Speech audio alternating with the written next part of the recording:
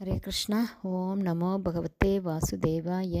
ஹரே கிருஷ்ணா. ஸ்ரீமத் பாகவதம் ஸ்கந்தம் 9 அத்தியாயம் 11 பகவானின் அத்தியாயம் 15 பகவானின் அவதாரமான மாவீரர் பரசுராமர் என்னும் தலைப்பில் பதம் 26.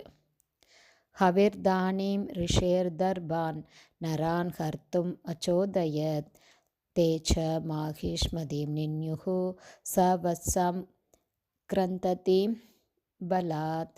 word by word meaning. ஹவிதானீம் Kamadhenu ரிஷே ஜமதக்னியின் Darbar பௌதீக சக்தியால் திமிர் பிடித்தவனாக இருந்ததால் நரான் அவனது ஆட்களை அதாவது வீரர்களை ஹர்த்தும் திருடிச் செல்ல அல்லது எடுத்துச் செல்ல அச்சோதயத் தூண்டினான். தே கார்த்த வீரியார்ஜுனின் ஆட்கள் ச கூட மாகிஷ்மதீம் அவனது தலைநகருக்கு நின்யு எடுத்துச் சென்றனர்.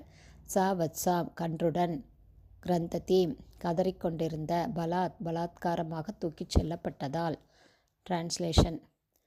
தன்னுடைய பௌதீக சக்தியால் திமிர் பிடித்தவனாக அகங்காரம் பிடித்தவனாக இருந்த கார்த்த வீரியார்ஜுனன் ஜமதக்னி முனிவரின் காமதேனுவை கவர்ந்து செல்லும்படி தனது ஆட்களை தூண்டினான். அவர்களும் கதரும் அந்த பசுவையும் அதனுடைய கன்றையும் பலாத்காரமாக மாகிஷ்மதிக்கு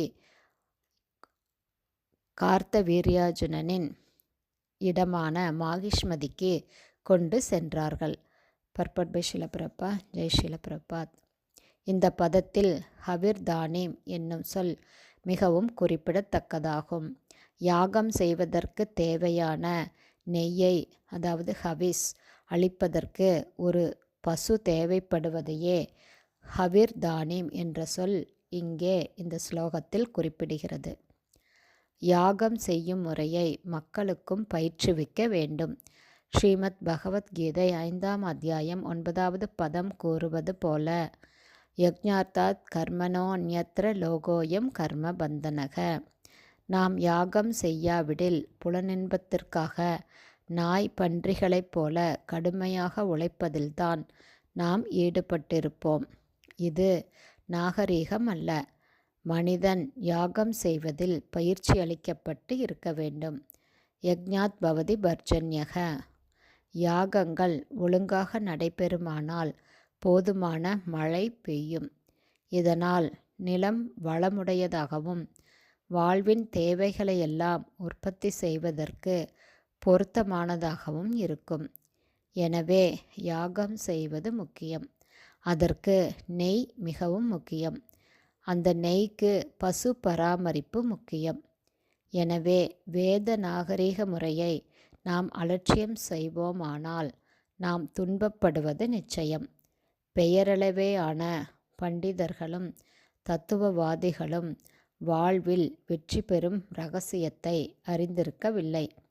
இதனால் இயற்கையின் அதாவது பிரகிருதியின் பிடியில் சிக்கி அவர்கள் துன்பப்படுகின்றனர்.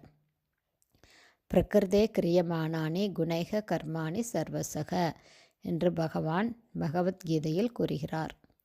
ஆனால் துன்பப்படும்படி கட்டாயப்படுத்தப்பட்ட போதிலும் தாங்கள் நாகரீக முன்னேற்றம் அடைவதாக அவர்கள் நினைக்கின்றனர். இதையும் அகங்கார விமூடாத்மா கர்த்தா அகமிதி மன்யதே என்று பகவத்கீதையில் பகவான் கூறுகிறார். எனவே கிருஷ்ண பக்தி இயக்கம் அனைவரும் மகிழ்ச்சியாக இருக்கக்கூடிய ஒரு நாகரீகத்திற்கு புத்துயிர் அளிப்பதற்காகவே ஏற்படுத்தப்பட்டுள்ளது. இதுதான் கிருஷ்ண பக்தி இயக்கத்தின் கொள்கையாகும். யக்ஞே சூகேன பவந்தோ.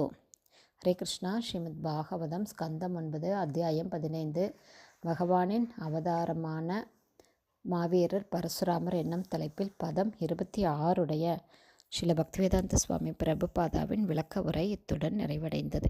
ஹரே கிருஷ்ணா. குருதேவ் ஜெய்.